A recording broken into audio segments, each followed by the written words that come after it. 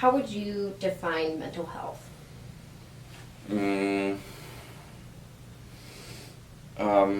your own words, how would you define mental health? How would you define mental health in your own words? Okay. My name's Aiden. I'm Gen Z. My name is Emma Hoover, and I am 19 years old. Hello, my name is Nelka D, and I am a proud millennial. My name is Damien Contessa, and I'm from Generation X. My name is Christine the Machine Bocabella, and I'm 55 years old, so I think I'm Generation X. I think I'm the last year of that. In your own words, how would you define mental health? So, interestingly enough, I was actually watching a video on the importance of mental health, and her perspective definitely influenced how I view mental health today. A lot of times there can be a negative connotation associated with mental health. She mentioned how mental health is the state of keeping up with your health in a positive way. So it's not necessarily a negative thing. You can have good mental health. Mental health is your mental state being healthy. Just like you have good physical health, you have mental health. So it's actually a positive thing. Probably your state of well-being and just how you process your things. For me, mental health, I think everyone has a different story, a different history, and a different background. And I think we have to embrace it and be more open-minded to it. It can be defined in different ways just depending on how it affects an individual. And mental health can truly affect people's lives, again, depending on the person. So I feel like there's a lot of ways you could go in with that definition. So mental health would be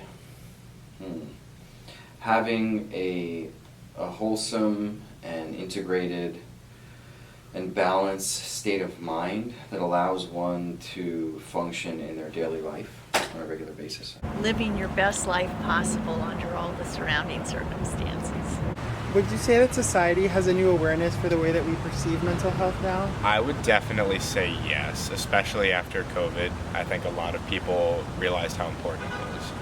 Absolutely, and I think it's wonderful. So I think with your generation, meaning like millennials, but more so even Gen Z, because there's been a mental health crisis amongst the generation, it's almost like y'all are forced to look at it and to deal with it, and so there's a higher level of awareness of mental health issues, and then an acceptance of working on those issues or approaching solutions to those issues. Absolutely. And it's unfortunate that things have had to become so bad for this to be a prevalent topic. I think that there's a stigma around mental health, kind of that we can be perceived as like outsiders sometimes, which does not make me so happy, but I do feel like we're going in a better direction because I feel like our generation is more educated about it and is affected by it, so I think that's really important, and I think we're headed in the right direction, which makes me excited. So. When I grew up, which wasn't that long ago, but the norm wasn't to talk about how we feel unless we were talking about we were angry with somebody or we're irritated with a bus schedule or something, you know. But it seems more and more that your generation's becoming more comfortable with it. I don't think society has come as far as it could have come. And in my own day-to-day, I have seen complete discrimination change from to partial acceptance that's facilitated by government intervention. And our final question is, how do you think that social media has changed the way that we view mental health? It's a really good question. It's a hard question. I feel like social media plays a role in mental health in a lot of people, but it's also a good place to share and educate people about mental health. So I feel like it can cause it, but it can also help educate people. So it's kind of it's still important, you know.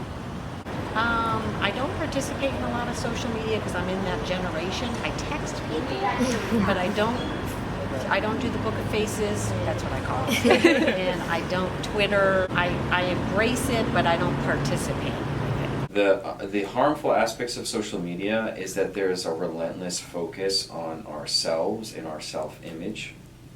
And I think that can be really dangerous for people, especially young people, because they're setting unrealistic expectations for themselves. And like the research is clear, like our emotional state and our level of happiness is linked to our level of expectation. And so if those expectations are unrealistic, then there's going to be a gap between like who we are and who we want to be. And so therefore, there's a lot of space there for people to have mental health issues. I think it has exposed a lot of where we actually are because we have this platform that we can essentially hide behind for some people, or a platform where we can try to promote change of, you know, where we're able to without fear express how we feel and things of that nature. It exposes where we truly are or where our mental state is. I didn't get into social media until like pretty recently. So I would say, generally speaking, it's been good because a lot of the things on there are like promoting awareness of men's mental health. But I would say that if you grew up with it, it has a generally pretty detrimental effect. The positive side of it, though, is that people who are experiencing mental health issues, if they live in a community where that's not widely accepted, they can go on social media and join a forum in which other people understand their state of mind. So people can connect and have support in communities online where that wouldn't be possible in, like, let's say a small town in Iowa or something before. Let's start over again, sorry. Oh my god.